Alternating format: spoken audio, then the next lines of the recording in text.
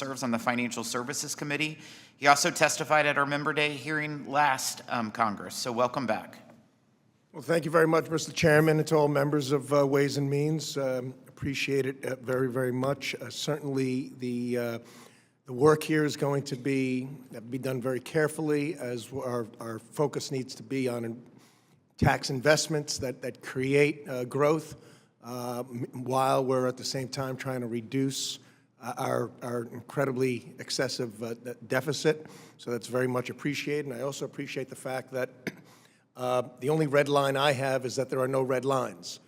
But what I have to offer here, I think, fits within what as I express, return on investment tax reductions. Because the whole idea, of course, is to create more taxpayers while we have less taxes, which is the result of less taxes.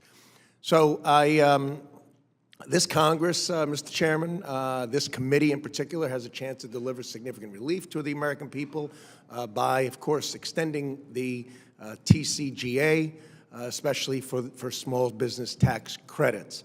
I do urge the committee to consider something, Chairman, you and I have talked about before, my bill known as the USA Batteries Act, which has deductions for intangible, as well as deductions for intangible drilling costs and needed health care provisions that will bring stability and ensure access to care, particularly in rural areas.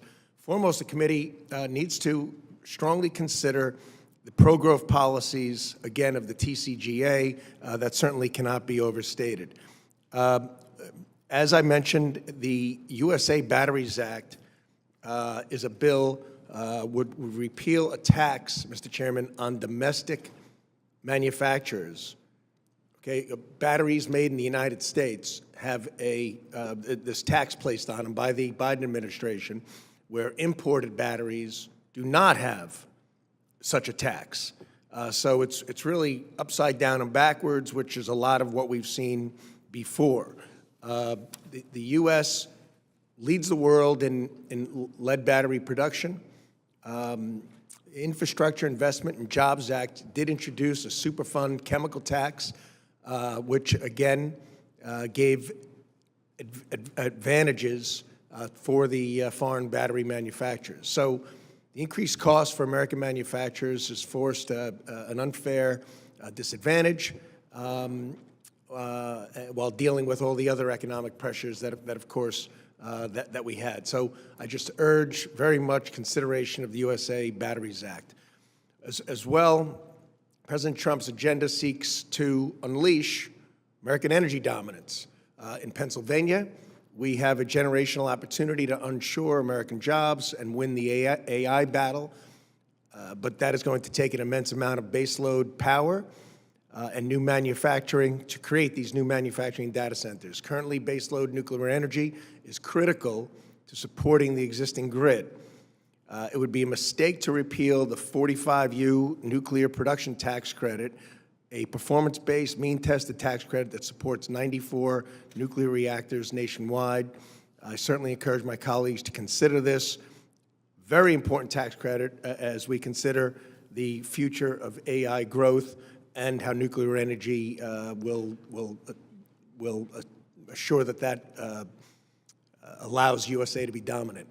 The committee also should give strong consideration to restore the tax deductibility for intangible drilling costs, which has been something that's existed for a long time here in the United States. This, of course, promotes domestic energy production in a significant manner. As well, there is something known as the DME relief, which is a fix for the DME suppliers. Over the past, the DME has been reduced due to, frankly, unfair treatment by CMS, and we need to restart a blended program via the competitive bidding program. This flawed reimbursement rate has caused a 21% reduction in the Medicare payment, and it's known as the DME Post Relief Act, and I strongly encourage that to be included in reconciliation. Another area that the committee must also examine to ensure patient access to healthcare services is the need to fix the physician fee schedule, which I think you're very well aware of, whereby from anesthesiologists, particularly in rural areas, receive far less in reimbursement than it costs them to perform the service. So with that, Mr. Chairman, and all those members of the committee, we certainly appreciate your consideration. I yield back.